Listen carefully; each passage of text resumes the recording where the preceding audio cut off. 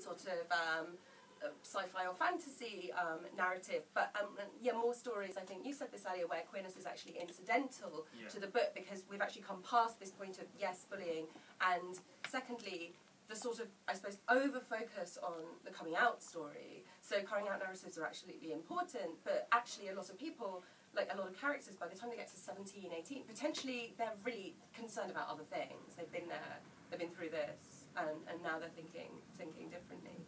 And then also, there are still far more books about male characters and white male characters. So I think many, many more books about women, non-binary people, queer and trans, people of colour. I think, yeah, super important. Yeah, definitely that last point. It's quite ridiculous almost, how many, me included.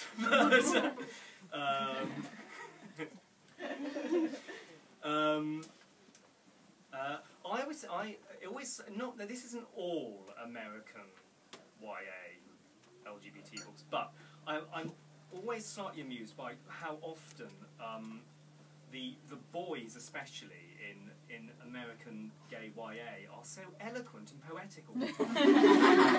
It's really incredible. All these 16-year-old boys speaking in the most wonderful way about their love for someone, and you know, I think back to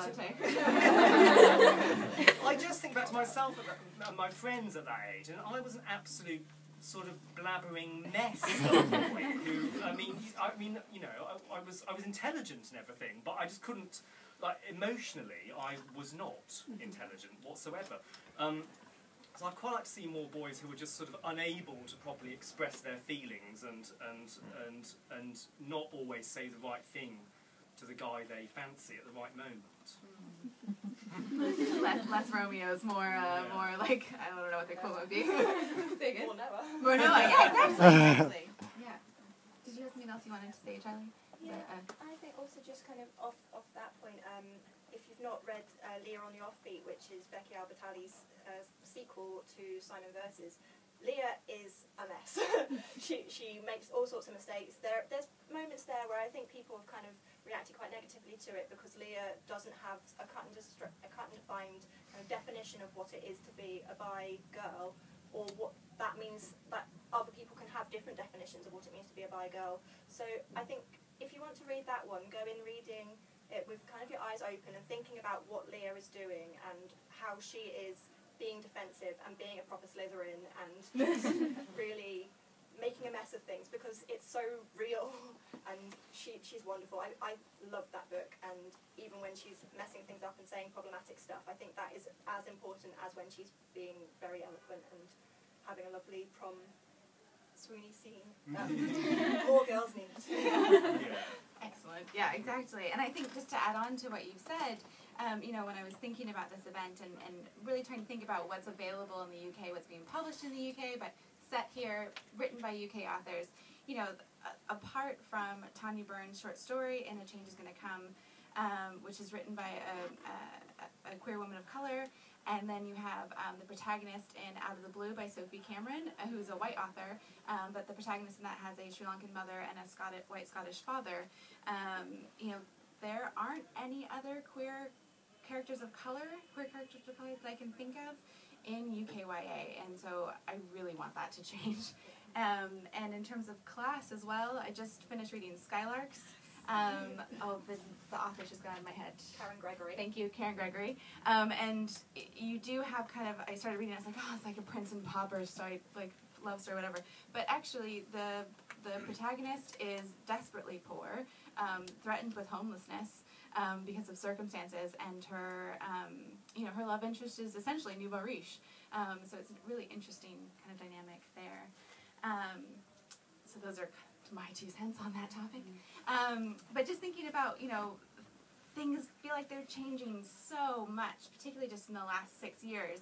I really kind of see 2012 as a big year for UKYA. And so, you know, do you have predictions for where you think queer representation in young adult literature and young adult media is going to go in the next 2 years, 10 years? Just eat the publishing hat. Go for it. Well, I've been so impressed, really, for this year in particular, of the UKYA industry and what's happening. I think for me, this year feels like such a sudden boom, and I don't know kind of at what point editors went, oh, actually, this is something we can do, but it's really been exciting to see, and there is, like you said, Out of the Blue, Skylarks, Birdie Milano's written one called Boy Meets Hamster. What's on the shelf over there? And it's actually gotten to the point where I'm like, oh, I can't quite keep track, and that's not happened before. We Are Young by Kat Clark. We Are Young, yeah. And like you said, there's just all of these brilliant stories. For me, what I would love to see is more nuanced representation, because I think gay, lesbian, bisexual, people are aware of those terms when they're adults and librarians, etc., and sharing them. But, you know, pansexuality, demi, ace arrow, and all of these different labels that teens are using and identifying with, and can speak really eloquently about. They can describe themselves in ways that I think people who are older generations are just like, wow, help. So for me, I think it's really important to have open minds and talk to kids and find out what they want and what they want to express, because for me, I think that's where the future of publishing really needs to step into. And like you said before, like we said, having that be in genre or whatever, I think that'd be amazing. Having representation where, yes, it's a sci-fi fiction, but actually the captain of the ship is ace and doesn't have a love interest because they don't want one. That's just something that is another interesting angle that we don't have. So bring that on.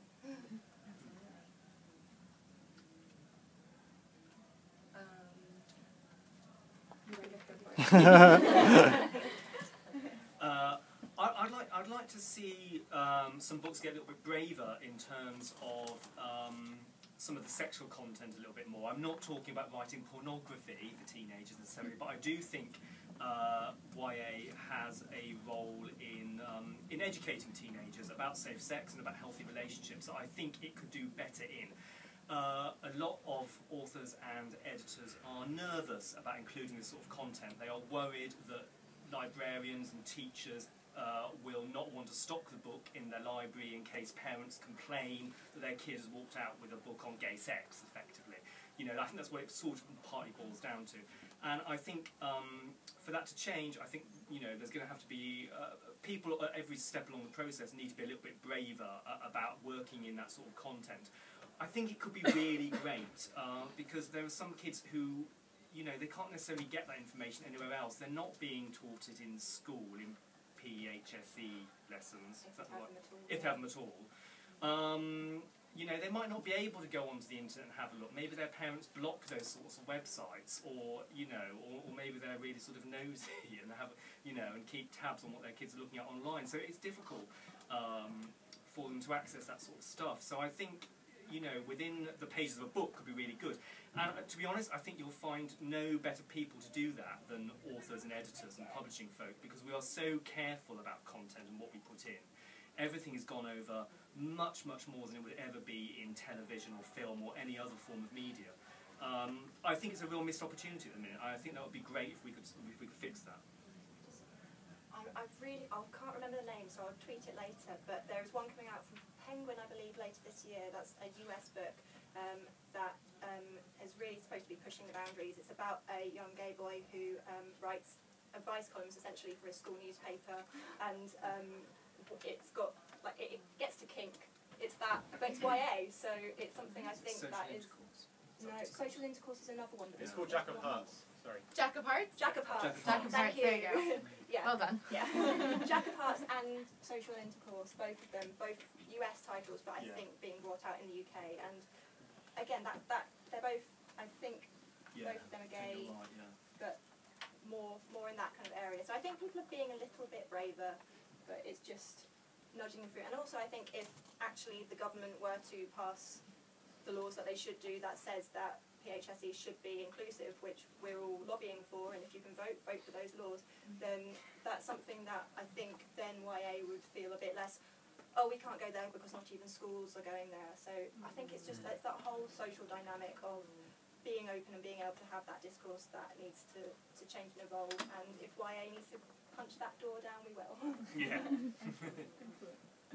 And all I have to add to this is how optimistic I am that these changes are going to come, which is accidentally the title of the anthology from Stripes. But the reason I bring that up is because every single bookshop that I've been into over the last few weeks has stocked that anthology, and I find that's utterly extraordinary, even if they don't have a dedicated YA section, even if the section they have is super small, which really, I just really hope this is the start of demonstrating the intense demand for this sort of writing. Absolutely, absolutely. That kind of leads very nicely, kind of trolling bookshops. You know, I think, you know, when you're as passionate about this topic as we all are, and as you all are by evidence by you being here, you know, I just want to talk books, you know. So I was going to ask kind of what's your #1 must-read, kind of either at the moment or of all time, and what's an unsung queer novel, queer YA novel, and that could be kind of something that you just think doesn't get a lot of press, or was a small publication, or maybe has gone out of print. So just to put my 2 cents in, I'll kick us off.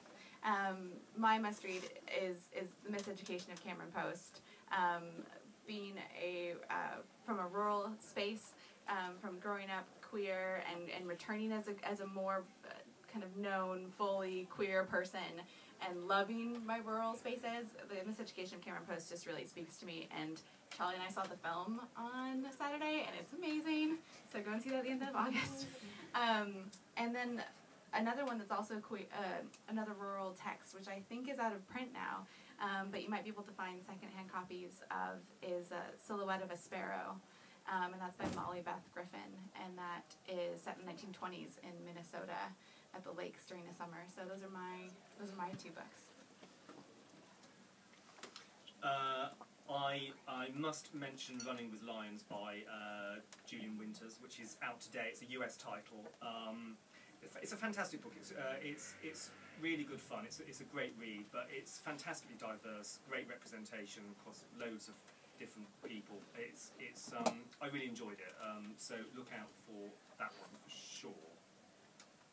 And that one was also currently, for today, half price on Kindle, so sorry guys. That's okay, we don't have a second. We will. And then come get your paper copy from here. Exactly. So, I've got 2 that I want to mention.